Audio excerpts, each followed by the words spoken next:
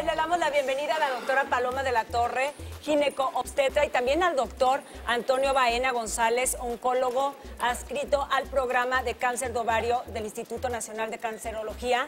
Bienvenido, muchísimas gracias por estar con nosotros. Muchas gracias. Muchas gracias.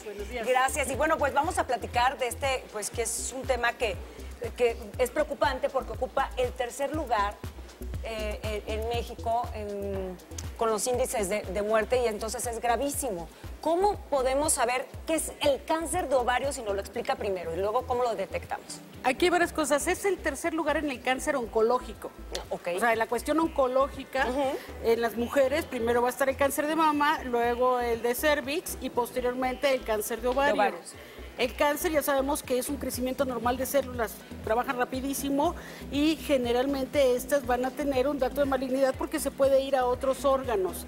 El problema con este cáncer es que no hay signos que lo puedas pronosticar, como un mama que te puedes tocar, etcétera.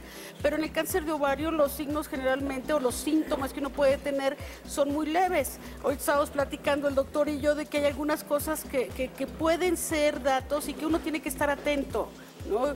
Yo creo que si yo fuera jefe, lo primero que haría es hacer que la gente tuviera conciencia de su cuerpo, y de revisarse y de pedir a su médico que lo revise, ¿no? Sí, dicen que oscila entre los 40 y 50 años, que es a esa edad es que usualmente sale el cáncer, pero o sea que después de los 50 ya no hay tantas posibilidades, ¿sí? Sería padrísimo, no, es desde los 50 como hasta los 70, ¿cierto? Alrededor de los 70, sí.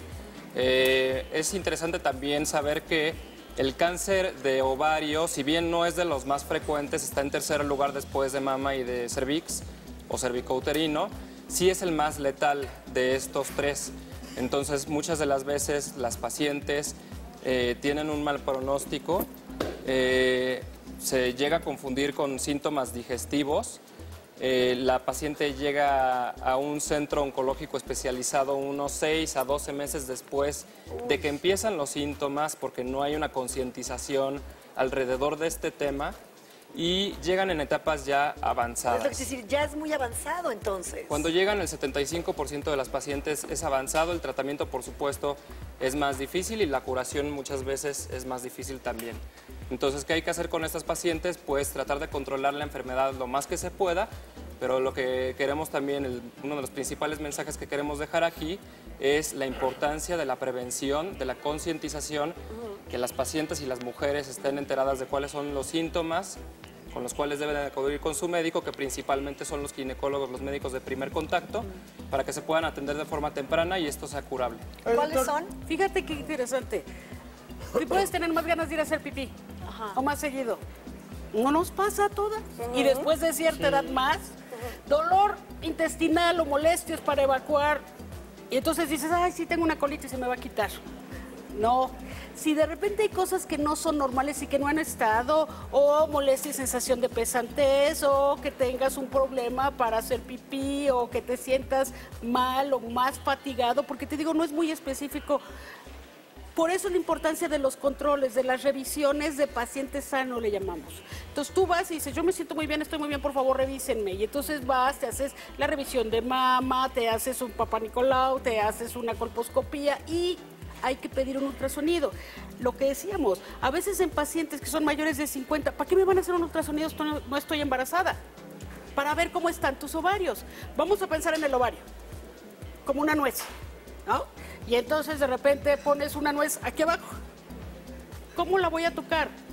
¿Cómo me voy a dar cuenta que hay un problema ahí? Y si le hago un ultrasonido que es para detectar, ver cómo están esos ovarios, está muy bien. Pero aún así, toda la distancia que hay de aquí a acá, y lo voy a ver en blanco y negro, ¿cómo está? Entonces hay que ir a hacerse ultrasonidos. En caso de dudas, se vale la pena hacer un estudio más profundo. Ay, vamos a hacer una resonancia, una tomografía, y se vale dudar. Y hay factores de riesgo, como el hecho de que la familia tenga cáncer de ovario. Entonces puedes decirle, oye, a ver, mi familia, mi mamá, mi hermana, mi tía tuvieron cáncer de ovario. ¿Podemos estudiarme para ver que yo no lo tenga? Y entonces se hacen estudios específicos. Sí. Los estudios de tamizaje, que les llamamos así, son los estudios que se realizan para la prevención o para la detección oportuna, cuando el tumor está pequeñito y es curable. Los principales dos que se utilizan son el ultrasonido, puede ser pélvico, pero de preferencia vaginal porque es más fácil detectar el tumor cuando es más pequeño. Y el otro es el marcador tumoral, es una prueba que se toma de la sangre. La combinación de estos dos en pacientes con riesgo elevado creo que es la forma más fácil de detectar un cáncer en etapas tempranas y que pueda en algún momento llegar a ser curable. ¿Y cuál es el tratamiento? El tratamiento, ¿Qué cáncer probabilidades hay de que sane? Sí, las probabilidades cuando es temprano son muy altas. De hecho, las pacientes con enfermedad temprana viven, el 90% de ellas se curan. Sin embargo, cuando son avanzadas, un 40 o 30% se pueden curar. El cáncer de ovario responde bien a dos tratamientos principales. El principal es la cirugía y la otra son medicamentos administrados por la vena que le llamamos quimioterapia. Entonces, si combinamos estos dos en pacientes en etapas tempranas, el cáncer de ovario es 90% curable. Es la primera vez que se quedan callados todos, ¿eh? Me Ay, tienen no, asombrada. Estamos muy atentos. Te voy a decir que es muy importante hacer hincapié en me tengo que revisar. Actualmente detectado a tiempo, se puede incluso, a veces entras a una cirugía por apéndice, por otra cosa, y de repente los que somos cirujanos volteamos a ver todo el abdomen y de repente dices, esto no me gusta. Y yo les pido a mis pacientes, en caso de que yo vea algo que no es lo correcto, autorízame hablarle a un especialista que venga a ver lo que yo estoy viendo en este momento. Claro. Aunque no vayas a intervenir en ese momento, pero que lo vea. Y entonces, o a lo mejor me dicen, sí, que lo vea y que haga lo que tenga que hacer. Pero Depende sí se de puede cada prevenir. paciente. ¿Mandé? ¿Se puede prevenir? La Con manera... comida, ¿no? No, O sea, ¿qué prevenir tipo no de se puede, comida? pero se puede detectar temprano. Eso es lo que el mensaje que queremos dar es que si bien no es prevenible, bueno, hay factores de riesgo que se pueden evitar, pero en la mayoría de los casos no sabemos por qué el cáncer muchas veces es al azar, ¿no? Entonces, hay otros métodos de prevención para algunas enfermedades específicas en los genes, pero en la mayoría de los casos esto no se puede prevenir, se detecta de forma temprana. Otra cosa que creo es importante mencionar es el hecho de que el Papa Nicolau, muchos pacientes llegan y nos dicen, pero ¿cómo es que me dio cáncer si yo me hago el Papa Nicolau? Siempre que me lo dice o me lo pide la ginecóloga o el ginecólogo, entonces ¿cómo es que me cayó este cáncer? Es importantísimo saber que el Papa Nicolau no previene y no detecta el cáncer de ovario. Ese es únicamente para el cáncer cervicouterino. Y Entonces, hubo, es una duda muy frecuente. perdón, ¿Tiene que ser con hubo ultrasonido? una moda en la cual la gente se hacía este marcador que es en sangre, el CA125, para ver cómo lo tenía. Hay muchos factores que lo pueden elevar. Ese es un estudio que se debe de pedir cuando ya estás sospechando que puede haber una tumoración ovárica y entonces lo pides específicamente y relacionas datos clínicos y todo lo que tú estás viendo. Entonces, más vale que digan qué exagerado eres a decir cómo es posible que no me lo detecté antes. Solo ¿no? con ultrasonido, entonces. Con ultrasonido, con valoración, con exploración, con una serie de cosas que se hacen en una consulta de revisión que ya puede ser anual o semestral. Y comidas que puedan ayudar a prevenirlo. No fumes. Así es. ¿Cada cuándo se No tendría fume. que hacer? ¿Cada 6 meses? Cada 6 meses o cada año, según los antecedentes de la persona, ¿no?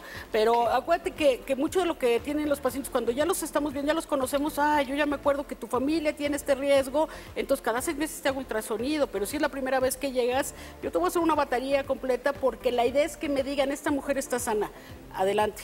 De preferencia vaginal, ¿cierto? El Sí, ultrasonido. sí. Muy bien. Gracias. Gracias a ustedes. Muchísimas gracias, la doctora Paloma, gracias, doctor Antonio Baena, que te vemos aparte tan jovencito y bueno, se ve, eso es tragaños, pero Sí, es resulta eso, que de es eso. verdad es un experto, muchas felicidades. No, hombre, gracias a ustedes por la invitación. Y bueno, pues ahora sí nos vamos con Natalia y con